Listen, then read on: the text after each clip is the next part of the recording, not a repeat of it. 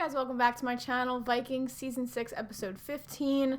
I'm not really going to do a recap because I do want to get into this episode. Hopefully my audio is a little bit better than last time. Again, bear with me. I'm trying to figure things out and trying to figure out the levels that are needed to balance both my audio and the show audio. So I'm going to talk a little bit louder and hopefully that works. Going to enhance it when I edit it and everything, and hopefully that works out. So yeah, again, I'm not going to do a recap. Y'all basically know what's going down. Yeah, so without further ado, let's get into episode 15. Wonder what he would think if he knew he was marrying a witch. He knows. He knows. Yes. You can't reveal anything to Harold. You can't shame me. And you can't sell me into slavery. What? Everybody sells slaves. Doesn't mean that it's good, my dude. Doesn't make it okay.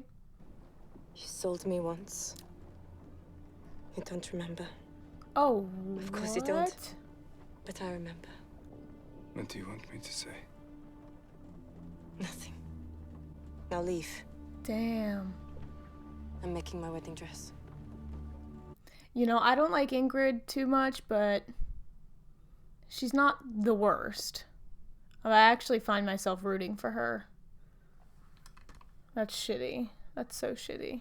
If you step foot on my land, you will have made your own death. Listen to him, he means it. Go away, go back. Yeah. Take advice from his wife, please. He's a crazy man. You have to share it. It is a gift from the gods. It was sent to me. What else can it mean? I will decide who stops. Don't you murderer? Yeah, right? Like, that's a long time coming because I was wondering why they didn't just all attack him. But I guess he's got people on his side, so he's got support. And he is crazy, man. Oh my god. Good. Oh! What the fuck was that? What did he just rip out?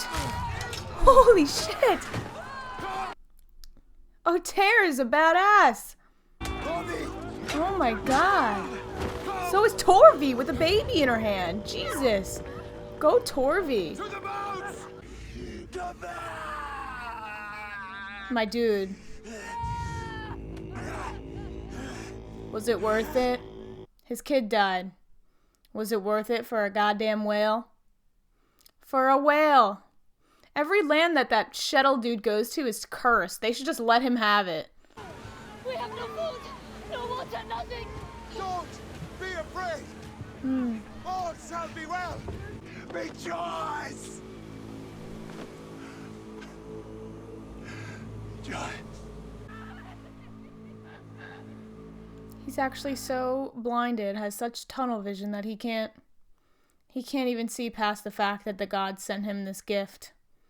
He thinks he's the chosen one. Congratulations on your promotion. Thank you. I thought she was talking to the bird.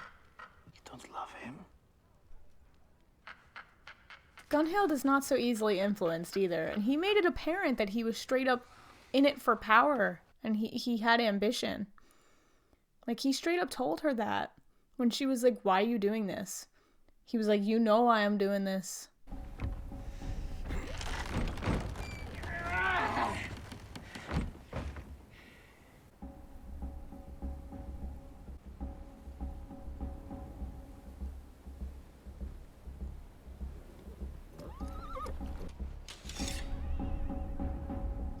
What the hell is going on? The army of Kiev salutes you and offers you and Prince Igor our profound love and loyalty by the grace of God. Nah. Are you kidding? Thank you. By the grace of God, amen.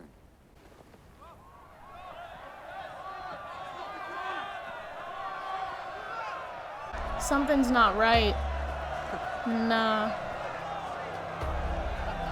It can't be that easy. It's never that easy.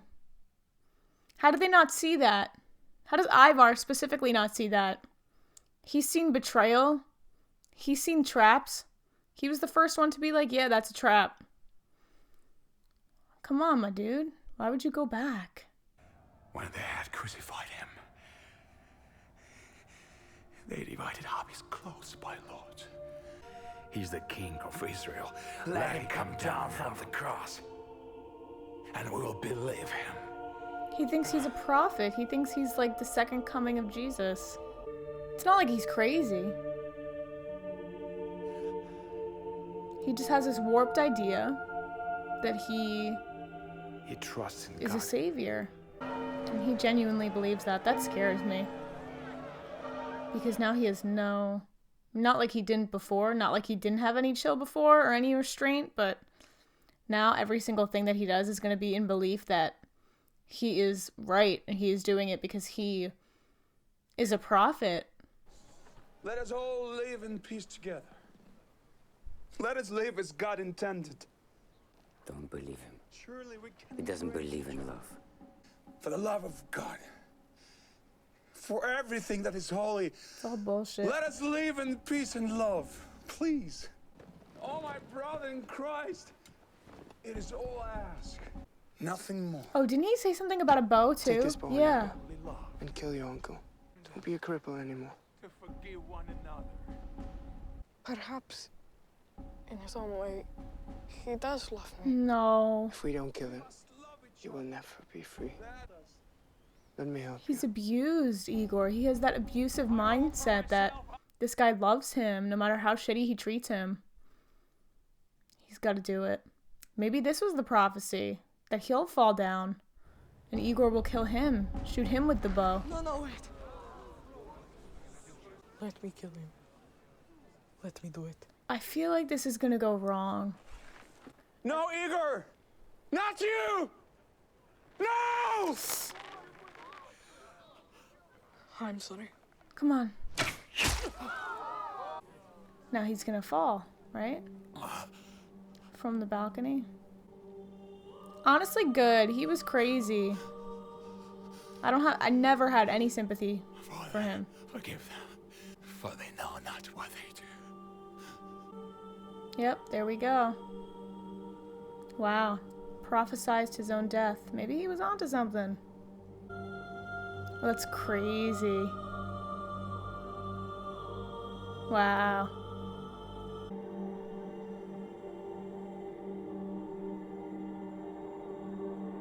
So everybody genuinely turned on him. Because he's crazy. They realized that he was so crazy. Good for Igor. Having the balls to do that. I mean, it was technically Oleg who really instilled that, not desire for killing, but that gave him the bravery, whatever you want to call it, to kill people and to not hesitate. Wow. That's a beautiful outfit. Beautiful. So I guess that's confirmed. He's going to take both of them as his wives. Maybe not. Maybe Gunhild will go with Eric. That would be a plot twist. I'd be very disappointed if she did that.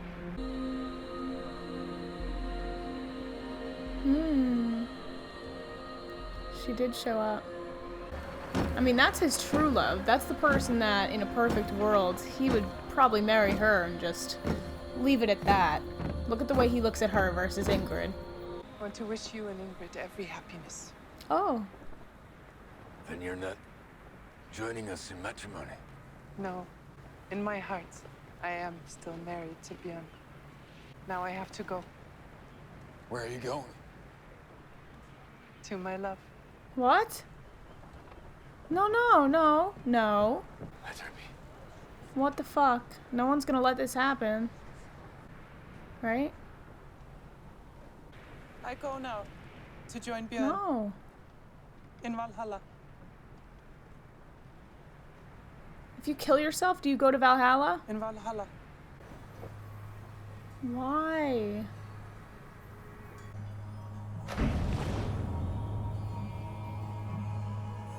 And no one's gonna stop her? They're just like, okay, yeah, she's dealt with enough sadness. Maybe she just deserves to kill herself.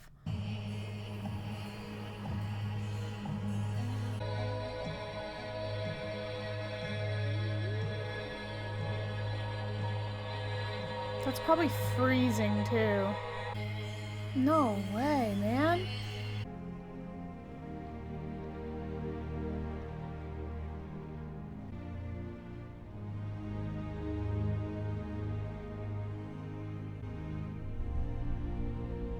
Come on.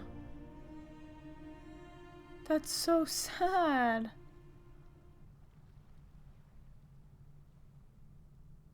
I'm pissed. How are you gonna kill Gunhild? I guess she killed herself, but how are you gonna kill her? Arguably the best female character on the show next to Torvi. And you're just gonna off her like that?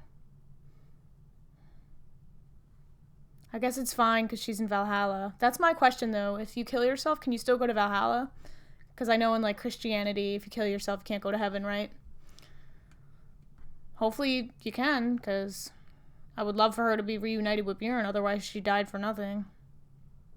Fuck. Where did you learn to fight like that? You were a priest. I sailed to Byzantium. I was taught by some of the greatest fighters in the world. Byzantine? You told us you were a Saxon monk. No, I told you the real Otter was a Saxon monk. I took his identity. What? And I took his faith. You have lied and lied and lied, my friend Otter. I have only spoken the truth. The truth is that we are probably going to die. Is that my fault? No. That's mine. I believed your stories. Look!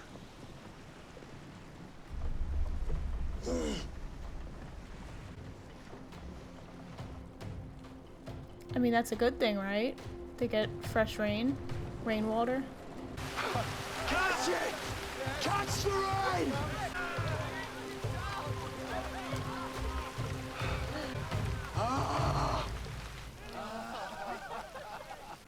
I have other ambitions. To do. It's an unfinished business. Don't worry about me. Then I'm happy. If you won't blame me. How would I ever blame you? Because I'm carrying your child. Listen, people! People! Listen! We have overthrown a tyrant whose only ambition was to make What? himself the king of the Rus. How do you process that information?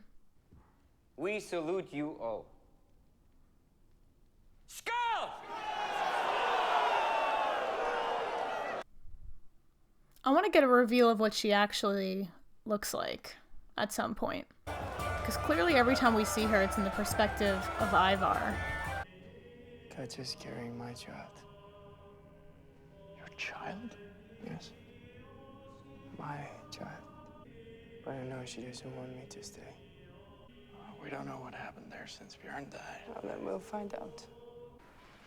I promise that our child will be blessed and will want for nothing. You tell me you love me, Ivar, but you don't. You loved your wife, Freydis, but I am not her. And I will only disappoint you when you realize it. That is why you have to go. I want a reveal of what she actually looks like. Because what if she's actually like this disgusting looking woman? What if she's actually haggard? Probably not, because she was the wife of a king, but can you imagine? Like she's actually just like this old, decrepit person. Ivan!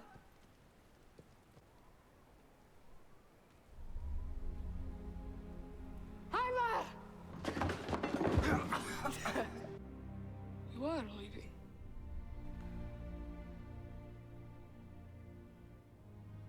You are not a child anymore. Everyone here loves you. I wouldn't go if I didn't think you were safe. You're safe. And you will be king.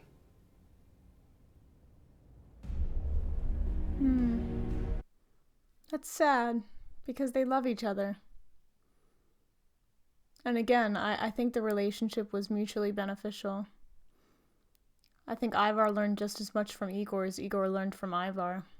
You've changed. Mm-hmm. We never really changed. We just think that we do. He's become more of a sentimental person, just like more empathetic. He's not so quick to make decisions.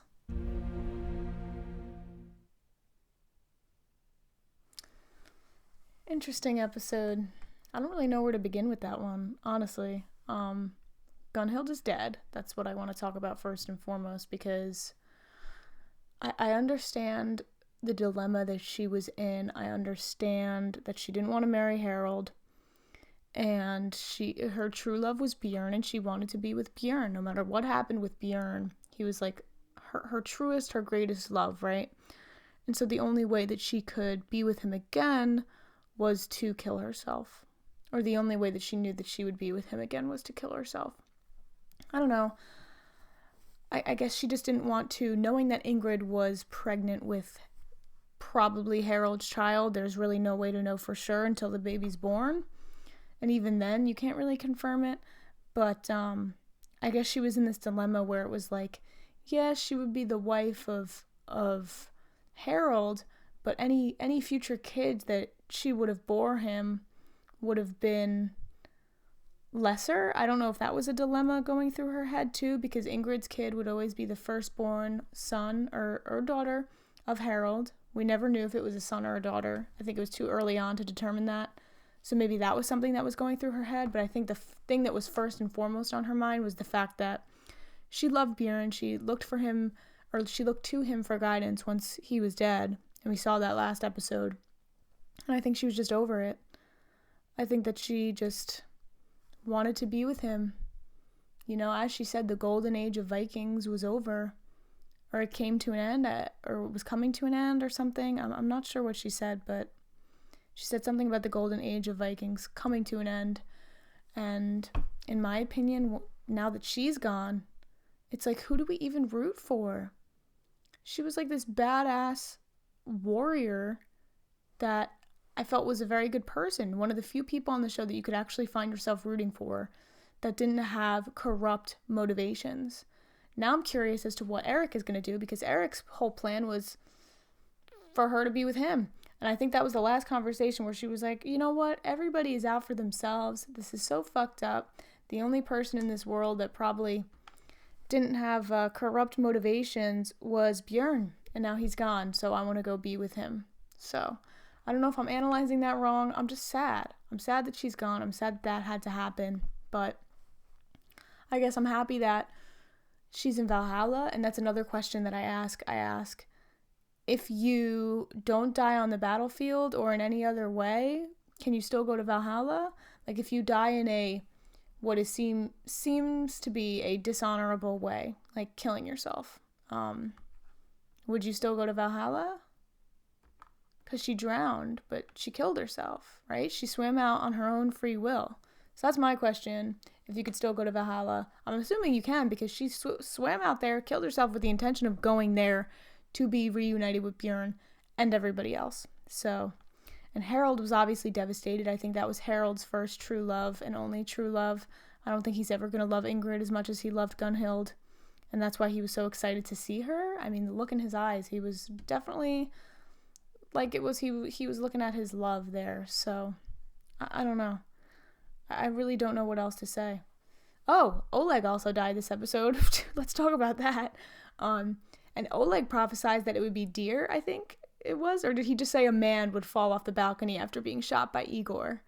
I think he either said a man or he said deer was going to be the one. So I fully thought that deer was going to be the one to take the bow or take the arrow to his chest and fall off that balcony. I didn't think it was going to be Oleg. But as soon as Oleg stepped out on that balcony, I was like, okay, maybe this is the moment. Maybe it makes more sense for Igor to kill Oleg than it does to kill Deer, because everything was going so well with Deer. I was like, something serious would have needed to happen, some serious manipulation in order for Oleg, or for Igor to kill Deer, which I'm glad did not happen, because now everything is fine and dandy in that storyline. Igor obviously is going to miss Ivar. They had this serious relationship. I think it was good for Ivar, though, to establish that good relationship with somebody who is going to be in a position of power in the future and is going to have a lot of influence because they loved each other. And again, I said it during the episode and I'll say it now. They taught each other many things. I think Ivar has become more of a caring, sentimental, empathetic person now that he's been with Igor. And I think Igor's become more, I don't know, he had somebody to look up to. And with Oleg, he learned how to make very rash decisions. But with Ivar, it was almost like he learned to take a step back and think about the actions that you take. And it's crazy because their relationship started out as Ivar just getting close to him for the sake of having somebody close that was with Oleg. And Ivar said that himself last episode. But it flourished into this like genuine friendship, this genuine relationship. And I think that it was almost redemption for Ivar for what he's had to deal with in the past. And just a lot of themes of Ivar and children, because we saw this episode that Katya is now pregnant with Ivar's kid. Great. That's very complicated. That's largely the reason why he left Kiev. Yeah. So, for a second, I thought that maybe Vitserk was messing around with her. That was like my little theory, because his reaction wasn't too grand. He was more concerned about the fact that, like he was almost surprised that it was Ivar's. He was like, "It's yours? Like the kid's yours?" So that's what I was a little bit confused about. But I think it is Ivar's kid. I think the dilemma there is just that Katya knows that Ivar will never look at her as Katya. He will always be looking at her as Freydis, and that sucks. I feel bad for her in that way, because I don't think we're ever going to find out what she actually looks like. And in her case, if I were in that position, it would suck.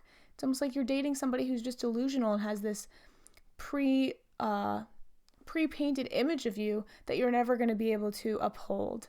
And one day when he snaps out of it, just like she said this episode, he's going to realize that that's not Freydis, and he's not going to feel the same about her. And she's doing herself justice by not being too upset about Ivar leaving and not making him stay. You know, she's kind of just like, farewell, this is how it has to be.